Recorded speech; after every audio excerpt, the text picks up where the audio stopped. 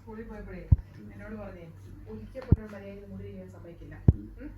എന്നിട്ട് രാവിലെ സ്കൂൾ അവിടെ എത്തിയതിൻ്റെ പറയാ അമ്മേ എൻ്റെ മുടി ചീവിയില്ല.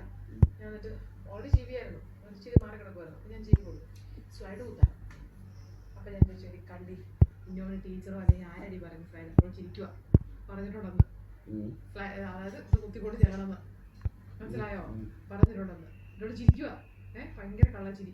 ഞാൻ പറഞ്ഞു എന്നോട് ആരടി പറഞ്ഞേ എന്ന് ചോദിച്ചു. അതിനോട് ചിരിക്കുക ടീച്ചർ പറഞ്ഞത് എന്നിട്ട് അവർക്ക് ഇഷ്ടമല്ലാത്തൊരു ഹെയർ ബാൻഡ് അവിടെ കിടപ്പുണ്ടായിരുന്നേ. ആ ഹെയർ ബാൻഡ് വെച്ചോണ്ട് ഒരു കുഴപ്പമില്ല കൊച്ചിന് വെച്ചോണ്ട് പോയി തിരിച്ചു കൊണ്ടുപോയി വെച്ചോണ്ട് പോയി. ഇത് പുള്ളി ആരെയും എടുത്ത് പറഞ്ഞാൽ മതി. അതായത് അവർക്ക് പേടിയുള്ള ആരെയും മനസ്സിലായോ. എനിക്കാണ് ഞാൻ സൺഡേ മൺഡേ ട്യൂസ്ഡേ പറയുന്നത് കേൾക്കുമ്പോണ്ടല്ലോ എനിക്ക് ഇങ്ങനെ കൂടിത്തിരിക്കുക. സൺഡേ മൺഡേ സാറ്റർഡേ നമ്മുടെ ആരോടൊക്കെ പറഞ്ഞ ഒരു കാലത്ത് പറഞ്ഞിട്ട് നമുക്ക് എന്ത് സന്തോഷമായിരുന്നു. അതുപോലെയാ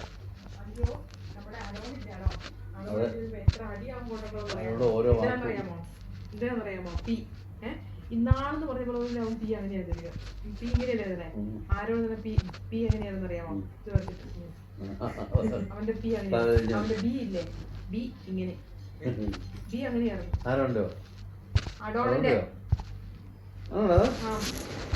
LKG UKG ഞാനാ അവരെ പഠിപ്പിച്ചത്. വേറെ ബി പിന്നെ ഇത് ബി അതായത് ഡി ഇങ്ങനെ പിന്നെ ഡിക്കും എന്തൊരു വ്യത്യാസമാണ് ഞാൻ മറന്നു പോയതാ. പിന്നെ വേറെ എന്തൊക്കെയോ ഉണ്ടായിരുന്നു അവനെ ഞാൻ മറന്നുപോയി. അവന്റെ കുറേ രസകരമായ കുറേ സംഭവങ്ങളുണ്ടായിരുന്നു മറന്നിട്ട്.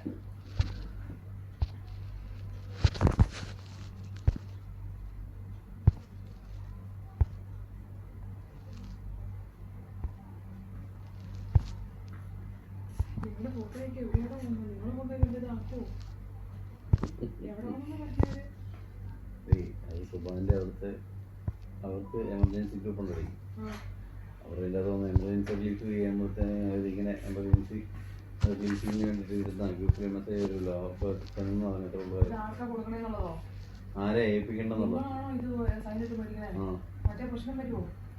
അറിയാമ്പോഴത്തെ ഞാൻ എന്തേലും സാധനം എഴുതി നിനക്കറിയോ ഞാൻ എന്തേലും സാധനം ഞങ്ങൾ ചായം പിടിച്ചതെന്നറിയോ. എന്തേലും സാധനങ്ങൾ അതായത് ഈ സ്കൂളുകാരത്തിന് ഇത്രയും സാധനങ്ങൾ ഞാൻ അറേഞ്ച് ചെയ്ത് വെച്ചേക്കുന്നത്.